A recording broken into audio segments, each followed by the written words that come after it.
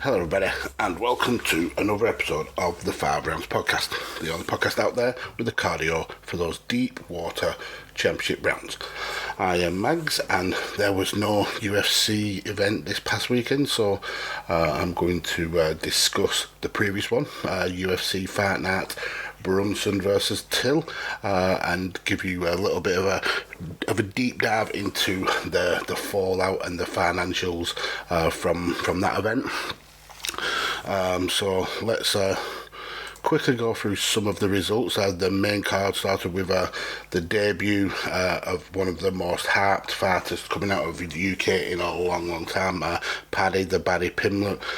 This is a kid who was offered a UFC contract twice before. He recently joined the company, once in 2016 and once in 2018. Both times he told the UFC that he didn't feel he was ready for the big stage. He didn't feel he was a rounded enough fighter, which is an interesting take.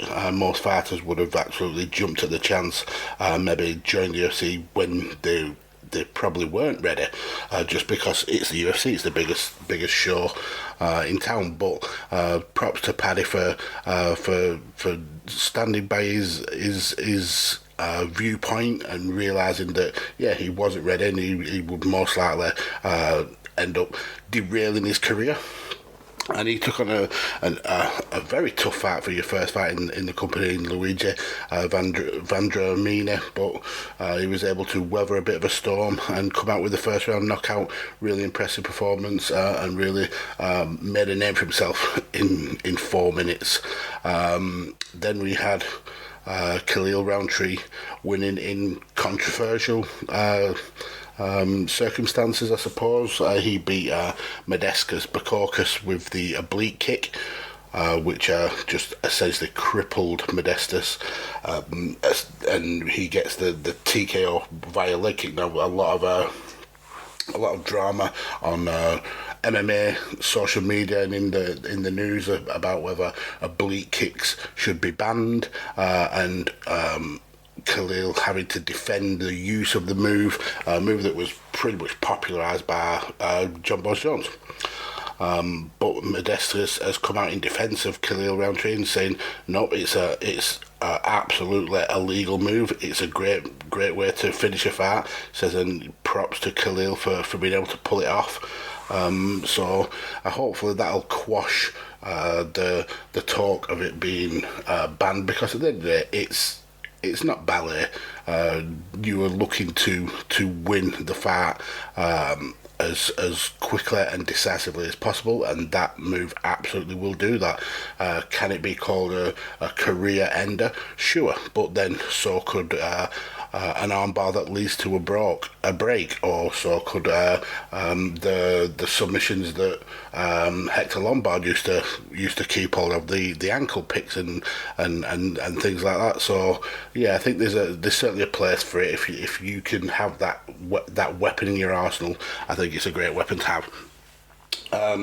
Going into the third match on the main card, Alex Morono taking a fight on very, very late notice and picking off the decision win. Very back and forth match, really interesting fight, and a great win for Alex Morono. Then we had two of my local boys, Tom Aspinall in the heavyweight division, training for about 25 miles away from me in Salford. He got the first round KO of Sergey Spivak to really add to his roster of people he's put away, the likes of Andrei Arlovski.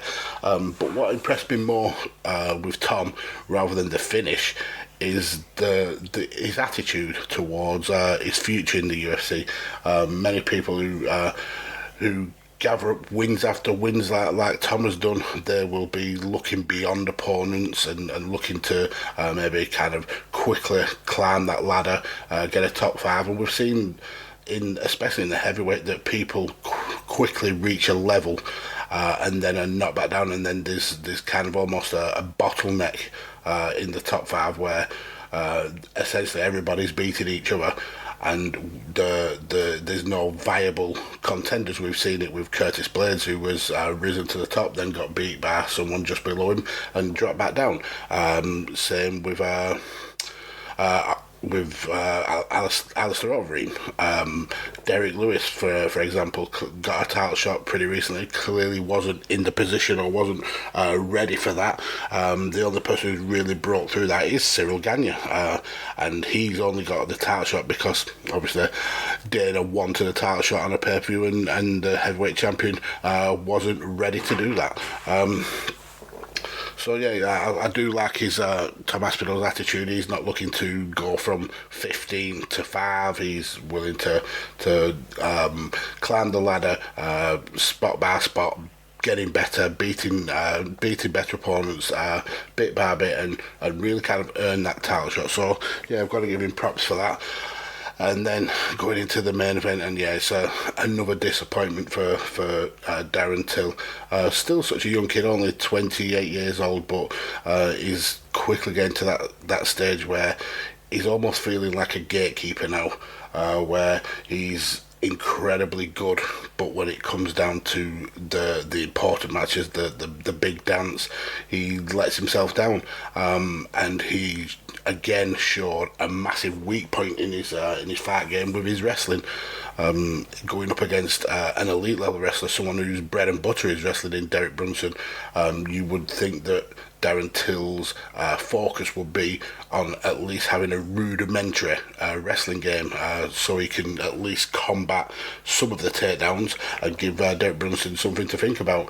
Unfortunately, Darren Till, whether he's surrounded by people who are just telling him what he wants to hear, whether he's ignoring the advice of his coaches, he essentially went in with the Till mentality of old.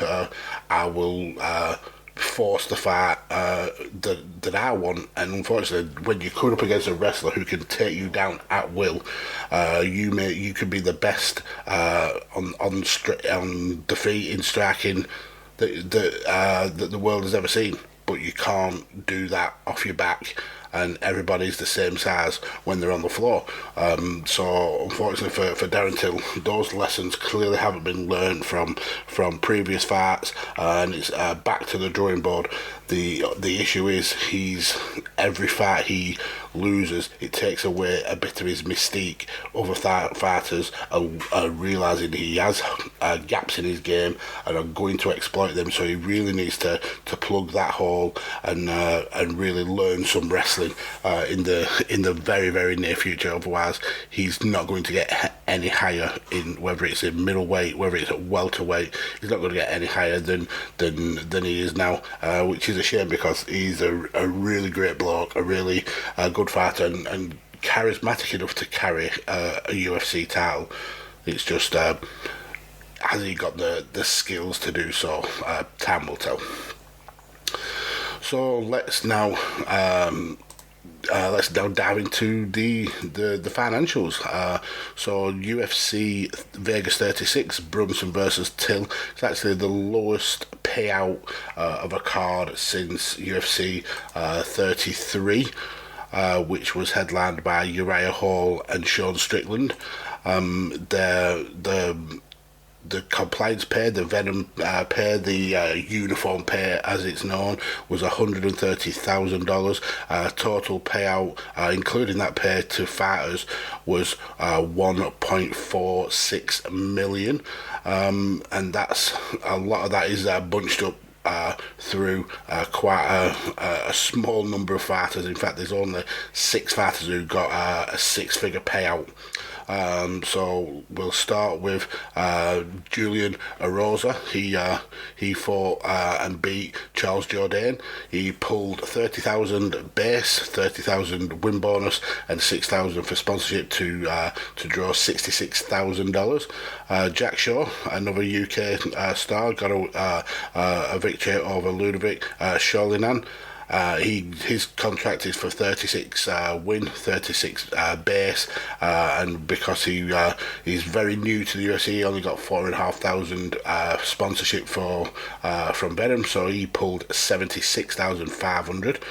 The first loser in the top 10, Jeon Young Kim, who lost to Molly McCann. She pulled 30,000 for a base, but also got 50,000 for a performance bonus, 6,000 for sponsorship, so she draws $86,000. Paddy Pimblett on his debut knocked it absolutely out of the park. 20,000 win, 20,000 base, 50,000 performance, and 4,000 for his debut compliance pay, which means he leaves Vegas with $94,000. A good payday for essentially 4 minutes work. Great stuff there for Paddy. Kalil Roundtree Jr., who got that oblique kick victory over Modestus Abacocus, he pulled 50,000 base and 50,000 win, and because of his tenure in UFC, he gets 11,000 for the sponsorship, which means he pulls $111,000. Then next, Molly McCann. With that victory over the previously mentioned Jeon Young Kim, 30,000 win, 30,000 base, 50,000 for the performance bonus, 6,000 sponsorship deal, so $116,000 for Molly McCann there. Breaking into the top 4, Tom Aspinall with his very quick victory over Sergej Spivak. He got 36 win and base, 50,000 for performance, and 4,500 for his compliance pay, which is a grand total of $126,500 for Big Tom. Alex Morono didn't do bad for a last minute fight. He got the victory over David Zawada, 72,000 base, 72,000 win bonus, and 11,000 for sponsorship, which meant he comes away on $155,000. Not a bad day at the office there for Alex Morono. Second is Darren Till. He's got the biggest contract on the card in terms of base salary. Even though he lost to Derek Brunson, he still drew 150,000 base salary, 11,000 for his sponsorship deal. So he pulled $161,000. And then the highest paid by quite a margin, Derek Brunson, who again beat Darren Till there in the main event. His contract was 100,000 base, 100,000 for the win, 16,000 for the Venom sponsorship deal. So he pulls $216,000. So yeah, that's it from me here. I will be back next week with UFC Smith versus Ryan Spann. Anthony Smith, Lionheart, will be back fighting at lightweight. Not a lot is known about the rest of the card, and that's pretty much the only main card fight that's been announced so far. UFC leaving it pretty late to bulk that card out, but we have got some prelims of Nathan Meneth versus Tony Gravely, Dakota Bush versus Zhu Rong, Gustavo Lopez is taking on Haile Alating. So definitely tune in next week for that, and definitely keep your ears peeled here on Visionaries Global Media, here on Radio Tekkers, and here on the Chair Shot, where there's plenty of amazing content for you to fill your day. We're working very, very hard between the teams to bring the very best of content to you guys, so definitely stick around and check out that content. But that's all from me. I'll speak to you next week, and that is the end.